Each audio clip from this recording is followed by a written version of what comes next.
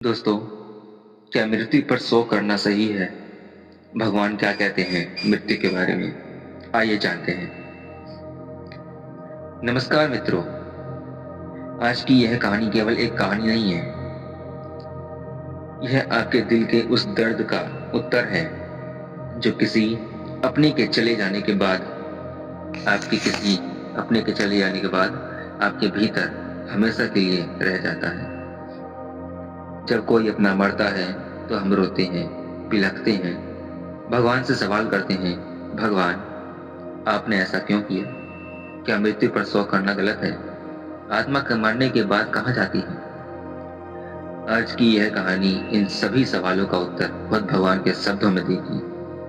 तो कृपया अंत तक सुनिए, क्योंकि यह कहानी आपकी सोच बदल सकती है, आपके आंसू रोक सकती है और आपके मन को शांति दे सकती है। अर्जुन एक साधारण इंसान था, लेकिन उसका जीवन असाधारण दुख से भरा हुआ था। उसके पिता, जो उसके जीवन की सबसे मजबूत ढाल थे, एक दिन अचानक इस संसार से चले गए। घर में शांति थी, लेकिन वह शांति नहीं थी, वह सन्नाटा था। पिता की चिंता की आग अर्जुन के दिल को भी जला रही थी। उसकी आंखों से आंसू रुकने का नाम ही नहीं ले रहे थे। एक बार एक ही बात बोल रहा था, अगर भगवान होते तो मेरे पापा को नहीं ले जाते। उस रात अर्जुन पहली बार भगवान से नाराज हुआ। रात के 3 बजे थे। अर्जुन अकेला छत पर बैठा था। आसमान में चांद था, लेकिन उसके जीवन में अंधेरा। उसने रोते हुए कहा, भगवान, अगर मृत्यु इतनी ही निश्चित है तो फिर जन्म क्यों देते हो? अगर सबको मरना ही है तो रिश्ते क्यों बनवाते हो? और अगर मरने पर शोक करना गलत है तो दिल इतना दुखता क्यों है? उसी पल तेज हवा चली और अर्जुन को लगा जैसे कोई उसके पीछे खड़ा हो। एक शांत, गहरी और प्रेम से भरी आवाज गूंजी, वत्स, क्या तू सच में जानना चाहता है कि मृत्यु क्या है? अर्जुन कांप गया। कौन? आपकी आवाज आई जिसे तू भगवान कहता है। अर्जुन की आंखें बंद हो गई और वह एक दिव्य अवस्था में चला गया। भगवान बोले, वत्स, मृत्यु अंत नहीं है, यह केवल वस्त्र बदलने की प्रक्रिया है। जैसे मनुष्य पुराने कपड़े त्याग कर नए कपड़े धारण करता है, वैसे ही आत्मा पुराने शरीर को छोड़कर नया शरीर ग्रहण करती है। अर्जुन ने कांपती आवाज में पूछा, तो मेरे पिता मरे नहीं? भगवान मुस्कुराए, नहीं वत्स, वह केवल इस शरीर से मुक्त हुए हैं। अर्जुन से पूछा, अगर आत्मा अमर है तो हमें दुख क्यों होता है? भगवान बोले, क्योंकि तू आत्मा से नहीं अपने अहंकार से प्रेम करता है। तुझे दुख इस बात का नहीं कि वह चला गया, तुझे दुख इस बात का है कि तेरा सहारा चला गया, तेरी आदत चली गई, तेरा स्वाद चला गया। यह सुनकर अर्जुन रो पड़ा। भगवान ने कहा, वत्स, शोक करना पाप नहीं है, लेकिन अत्यधिक शोक अज्ञान है। रोना स्वाभाविक है, लेकिन टूट जाना आत्मा को बांध देता है। जब तू अत्यधिक शोक करता है, तब तू उस आत्मा को भी बांध देता है। अर्जुन चौंक गया। मैं उन्हें बांध देता हूं? भगवान बोले, हाँ। जब जीवित व्यक्ति अत्यधिक रोते हैं तो आत्मा इस संसार में अटकी रह जाती है, वह आगे की यात्रा नहीं कर पाती। इसलिए शास्त्र कहते हैं, श्रद्धा करो, शोक नहीं। अर्जुन की आंखों से आंसू धीरे धीरे शांत होने लगे। भगवान ने कहा, वत्स, जिसने जन्म लिया है उसकी मृत्यु निश्चित है, और जिसने मृत्यु पाई है उसका पुनर्जन्म भी निश्चित है। इसलिए ज्ञानी न जीवित पर मोह करता है, न मृत पर शोक। प्रेम कर, लेकिन आसक्ति मत कर। याद रख, मिलना भी मेरी लीला है और बिछड़ना भी। इतना कहकर वह दिव्य प्रकाश लुप्त हो गया और अर्जुन की आंखें खुल गईं। उसके चेहरे पर आंसू नहीं थे, बल्कि शांति थी। मित्रों, जिसे हम मृत्यु कहते हैं वह दरअसल एक दरवाजा है, ना कि अंत। लेकिन इस दरवाजे के बाद जो यात्रा शुरू होती है उसे बहुत कम लोग जानते हैं। आज कहानी के इस भाग में आप जानेंगे मृत्यु के बाद आत्मा क्या महसूस करती है, 13 दिन का विधान क्यों होता है, कुरुण पुराण का क्या कहता है और हमारे रोने से आत्मा को क्या कष्ट होते हैं। अर्जुन अभी भी उस दिव्य अनुभव में डूबा हुआ था। भगवान की आवाज फिर से उसके भीतर गूंजने लगी। बेटा, क्या तू जानना चाहता है मृत्यु के बाद आत्मा के साथ वास्तव में क्या होता है? अर्जुन ने हाथ जोड़कर कहा, हाँ प्रभु, कृपया मुझे सब कुछ दिखाइए। अचानक अर्जुन ने स्वयं को एक अस्पताल के कमरे में पाया। एक बूढ़ा व्यक्ति अंतिम सांस ले रहा था और उसी क्षण उस शरीर से एक प्रकाशमय रूप धीरे धीरे बाहर निकलने लगा। भगवान बोले, बेटा, जब आत्मा शरीर छोड़ती है तो उसे पता ही नहीं चलता कि वह मर चुकी है। आत्मा उसी कमरे में खड़ी थी, वह अपने शरीर को देख रही थी, वह बोल रही थी, ये लोग क्यों रो रहे हैं, मैं तो यही हूं। लेकिन कोई उसे सुन नहीं रहा था। अर्जुन कांप उठा। प्रभु, क्या आत्मा दर्द महसूस करती है? भगवान ने उत्तर दिया, शारीरिक नहीं, लेकिन मानसिक पीड़ा अत्यधिक गहरी होती है। भगवान बोले, मृत्यु के बाद आत्मा सबसे पहले अपने परिवार से बंधी रहती है। वह अपने बच्चों, अपनी जीवन साथी, अपने घर को देखती रहती है। और जब जीवित लोग अत्यधिक विलाप करते हैं तो आत्मा सोचती है, मेरे कारण इन्हें दुख हो रहा है। यही मोह आत्मा की यात्रा रोक देते हैं। अर्जुन की आंखों से आंसू गिर पड़े। अर्जुन ने पूछा, प्रभु, फिर 13 दिन का विधान क्यों होता है? भगवान बोले, इन 13 दिनों में आत्मा धीरे धीरे अपने स्थूल शरीर से पूरी तरह अलग होती है। हर दिन उसका एक बंधन टूटता है और हर दिन उसे आगे बढ़ने की शक्ति मिलती है। भगवान ने एक दिव्य दृश्य दिखाया। परिवार श्रद्धा से पिंडदान कर रहा। भगवान बोले, जब परिवार और प्रेम श्रद्धा से पिंडदान करता है तो आत्मा को आहार और शक्ति मिलती है। लेकिन जब रो रो कर कर्म किए जाते हैं तो आत्मा भूखी और कमजोर रह जाती है। अचानक आकाश से एक दिव्य पक्षी उतरा। भगवान बोले, यह गरुड़ है।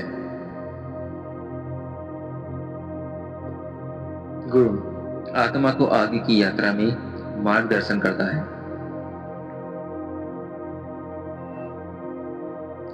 गरुड़ ने आत्मा से कहा, अब पीछे मत देखो, तुम्हारी अगली यात्रा शुरू हो चुकी है।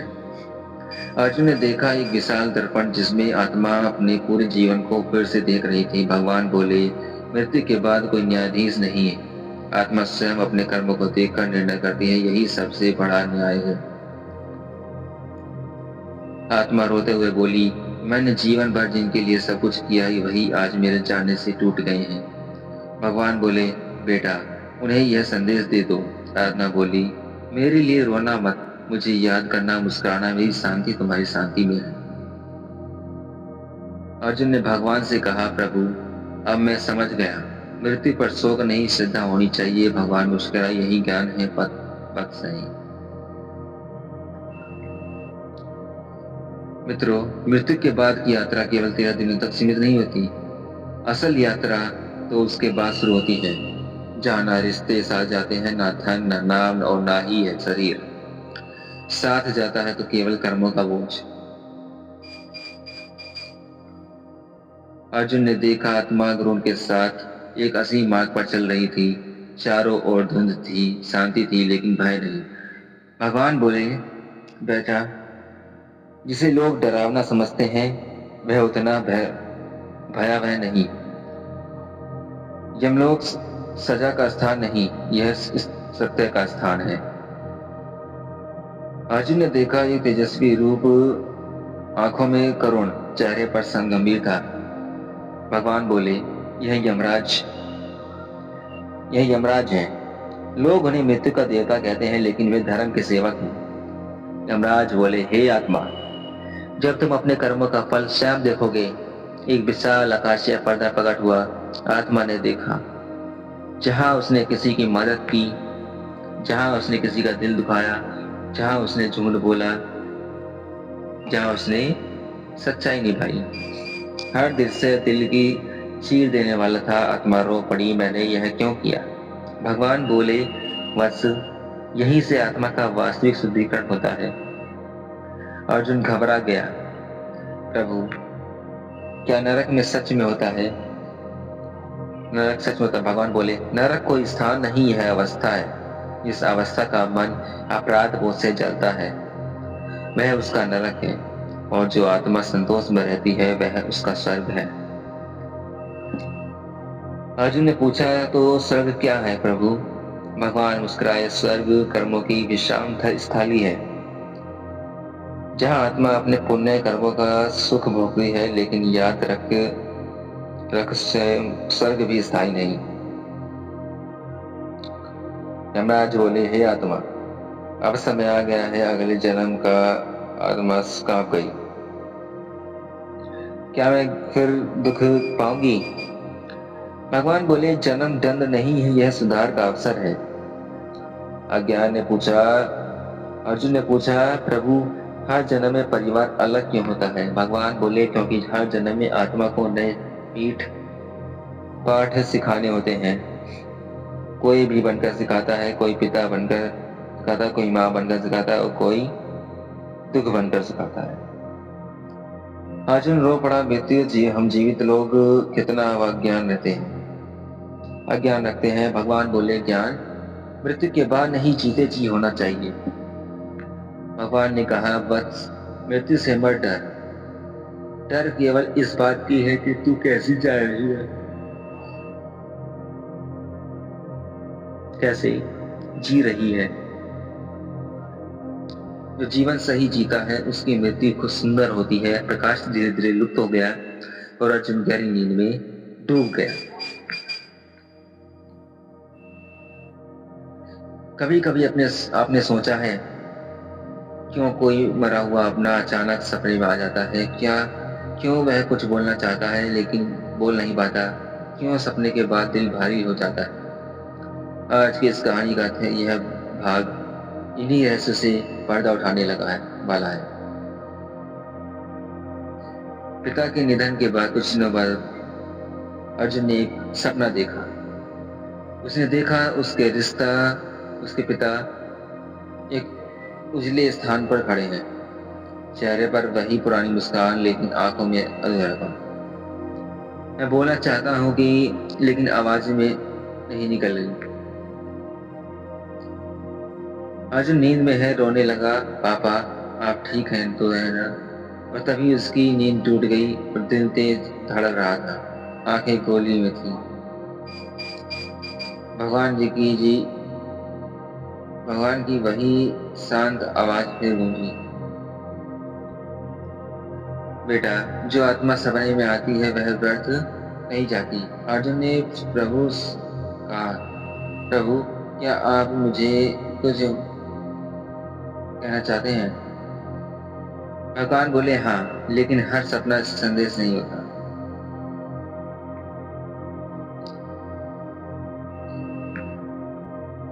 अधूरी इच्छा, जब आत्मा की कोई इच्छा अधूरी रह जाती है। अत्यधिक शोक, जब परिवार का कोई अत्यधिक होता है। श्राद्ध का कर्तव्य है, कभी आवश्यक सुना उन्हें नहीं, कभी तब सपने के माध्यम से संकेत देती है।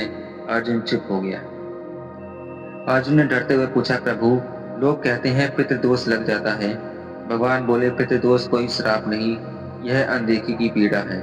जब संतान अपने कर्तव्य भूल जाती है तो उसका प्रभाव जीवन में अवरोध बनकर रहता है। यदि आत्मा सपने में शांत दिखे तो समझो यह मार्ग पर, यदि दुखी दिखे तो समझे उसे श्रद्धा चाहिए, आंसू नहीं। अर्जुन ने हाथ जोड़ दिए। भगवान बोले, वत्स, समाधान सरल है, श्रद्धा से श्रवण करो, दान करो, सेवा करो, मन से कहो, आप जहां भी हैं शांत रहे, हम ठीक हैं। कुछ दिनों बाद अर्जुन ने फिर सपना देखा। इस बार पिता मुस्कुरा रहे थे। वे बोले, अब मैं ठीक है बेटा। और सपना सब हो गया, खराब हो गया।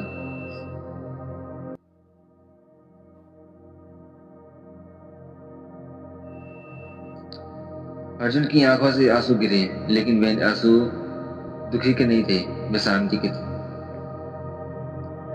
भगवान बोले, बेटा, आत्मा आंसुओं से नहीं, श्रद्धा और शांति से मुक्त होती है। जिसने यह समझ लिया वही मृत्यु के भय से मुक्त हो गया।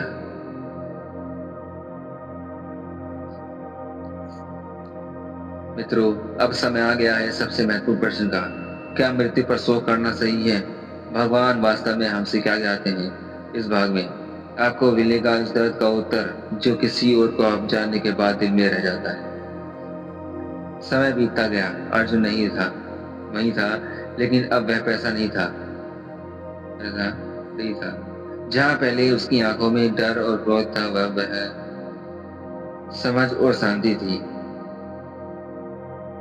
अब वह अब शमशान से नहीं डरता था, मृत्यु का नाम सुनकर कांपता था, क्योंकि वह जान गया था मृत्यु अंत तक नहीं, यह ईश्वर का नियम है।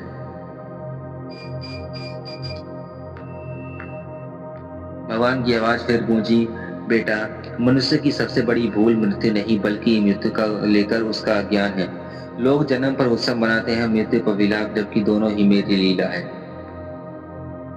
अर्जुन ने पूछा, प्रभु, शोक कब गलत हो जाता है? भगवान बोले, जब कर्तव्य भुला दे, जब शोक जीवन रोक दे, जब शोक आत्मा को बांध दे, और जब शोक ईश्वर पर प्रचलित हो जाए, तब शोक भक्ति नहीं अज्ञान बन जाता है। भगवान सचित श्रद्धांजलि थे।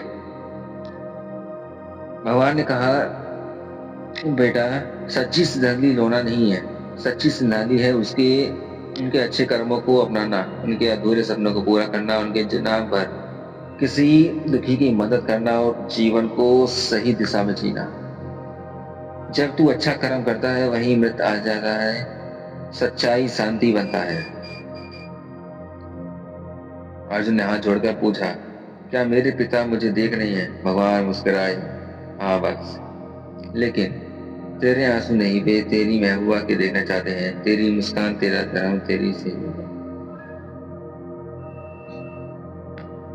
भगवान की आवाज आकाश में गूंज रही थी, मानव, जिस दिन तू मृत्यु नहीं हुए,